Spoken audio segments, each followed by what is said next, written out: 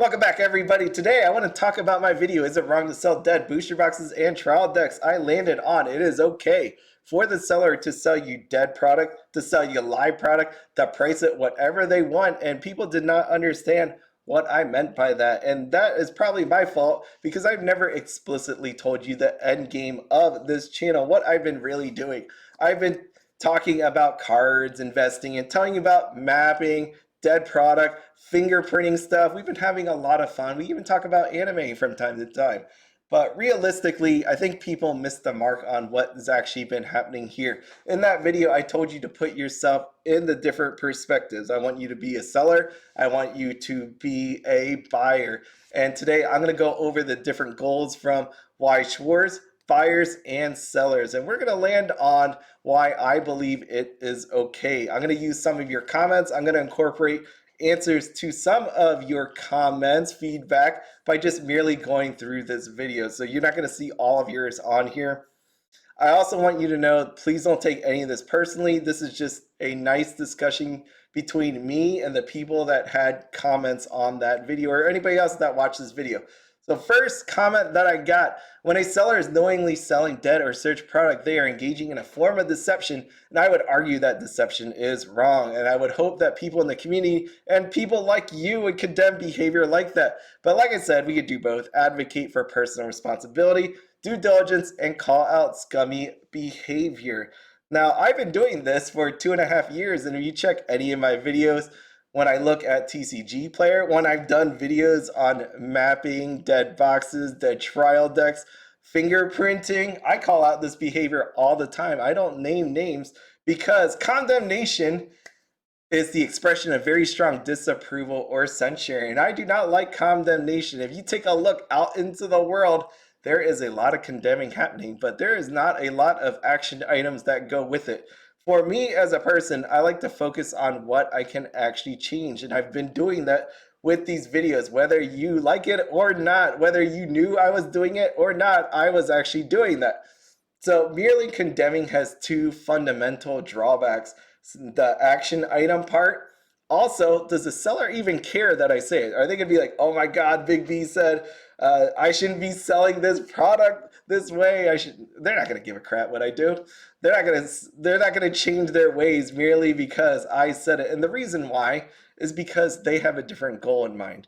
It's different from a buyer. It's different from what Weiss Schwarz has. It is their own unique perspective. Also, if you don't have 100% proof, good luck with that lawsuit. I do not want to have to deal with people coming at me saying, you slandered me, I'll see you in court. I don't want any of that. So I believe condemnation is a waste of time. What I want to focus on is knowledge is power. Thank you, Francis Bacon. I know the quote got a little changed, but in essence, it is knowledge is power. What I want to provide you is education. I want to tell you about all those various topics. I want to tell you to budget your money because you earn that money, and not all of us are rich out there, and you should use it wisely. In order to do that, you have this simple equation: seller plus buyer equals business. If you take a look at what you can affect as a buyer, you have the choice to spend your money at a different store or a different seller. And in order to do that, you should just be educated because we can't change everybody. We can't change Weiss Schwarz. We can't change the seller. We can only change ourselves. There are some action items that we can have. And let's take a look at Weiss Schwarz. So in my opinion, their goal is to make lots of money because they're a company, of course, selling trading cards, accessories, and related items to players, collectors, and investors. We know the drawback of these booster boxes, of these trial decks, is there is a set rate. Even though it's not guaranteed for the most part with HoloLive 2. I know this is HoloLive 1 picture, but I was too lazy to change it. There was 1 SSP and 4 SP. Using that setup, there are many people out there that abuse this system. And let's not kid ourselves, that happens on the seller and on the buyer side. Because so many people told me, you know what, they try to have a fair sort of purchasing experience, right? But that, as I will show you later, is not always the case. Everybody's looking for an edge. in life, no matter what it is, whether it's stocks, whether it's food, right? You want the high quality stuff. You're gonna look for the best deal that you can afford. And in this way, the same thing happens with booster boxes, trial decks. You're gonna try to find an edge, and knowing that there's a guaranteed rate drop, you're gonna use it. Now, the thing to change about that, and my suggestion was, you know what, Bushiroad, why not add an extra SP? So give us the minimum, but have that potential to have a fifth SP in Hololive too. Let's have a sixth one in there because if someone has four booster boxes left, they think it's dead, they pull the four SPs and the one SSP. Wouldn't that be nice if potentially there's one SP extra in there or two SP extra in there? Then and that way, those booster boxes are not dead. It solves this problem. One action item that I could think of, and it's not very many, you can't change Weiss Schwarz, was out here on Twitter or X. Kidani got a bunch of feedback. It started with milk tea. Other people started giving their feedback. And then he was like, you know what? Sounds like we need to do a survey. So he asked the company to go out there in his various trading card games like Rebirth for You, Weiss Schwarz, Blau, Cardfight Vanguard, Shadowverse. He said, you know what, conduct the survey. We're going to take the feedback and we're going to discuss it in December's conference call. We're going to have some action items to go with it. This is your opportunity to voice your opinion. I told you about it multiple times. Here it was. If you did not fill out that survey and you complain, if you condemn this whole guaranteed rate and did not actually fill out the survey, then this is on you. This was like one of your one chances to actually do it because I don't have a phone a friend that can call over to Kidani and be like, you know what, you should change this. I don't have any of that. I'm one of the few people out here on YouTube, anyways, that says this needs to change. Actually make content and do that. But there's other people out there that make content. I don't see them making videos on it. So I've been doing this all this time. One of the ones you could do was do this survey, right? The more people that said the same thing on it, the more possibility it's going to be discussed in December. I know I wasn't the only one that wrote it, but let's just say I was. One out of 1,000 surveys. If they only got one out of 1,000 that said this thing, like, screw this guy, there's only one person that complains, we're going to leave the system as is. So if you saw this video, if you saw that survey and chose not to fill it out, but condemn all day, then that's one of the reasons why condemnation does not actually work. So when I think about Weiss Schwarz, can we affect any sort of change outside of that? No, I don't think so. So now I move on to the store. A for-profit business is a company that exists primarily to make money. That is, to take in more money than it spends. Its main goal is to earn income and profit for its founders, leaders, employees, and shareholders. Now, when I think about a store, I want to say that, right, like I'm talking about the smaller type business. I'm not talking about rich millionaires. I've seen plenty of businesses go out of business. I've seen people go bankrupt. I've seen people lose their homes. I've seen people unable to provide for their family. And when I put myself in their shoes, what do I think? If my business had a chance of just dying, I want to salvage it as much as possible, get as much money back as I can. I will sell that product whether you like it or not. I'm going to price it whatever I want to price it. And remember that equation: seller plus buyer equal business. You do not have to shop there. If you think if I am a not trustworthy seller, you don't have to buy it. If my prices seem wrong, you don't have to buy it. No one's actually making you do that. So when you think about a seller, is it my right to say they shouldn't sell? It's your right to say it, but is the seller going to listen to you? The answer is no.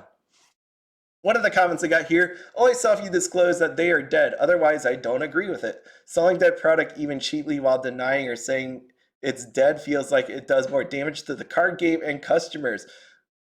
Now, my thought on that was, again, put yourself in the shoes of the seller.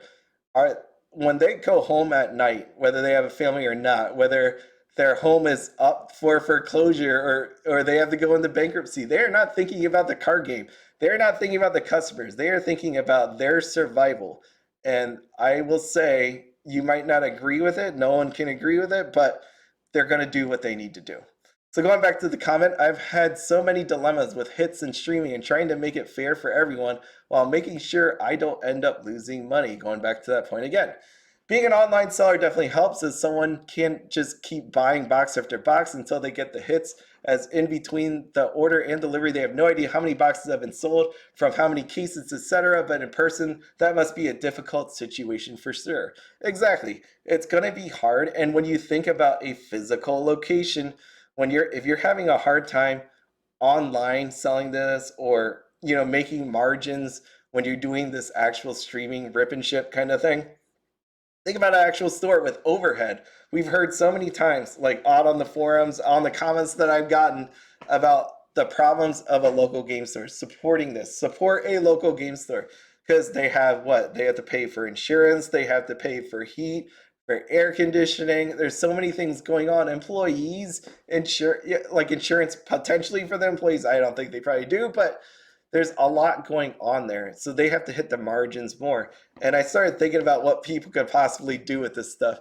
So then this is absurd, of course. I'm going to exaggerate a little bit, but some people are saying that people need to appropriately price their boxes, right? So if you know it's dead, like imagine if someone opened a case of this stuff and right away, because I've seen it, if you look on Facebook, people have done it where they open 5 boxes and they got all 3 of the SPs.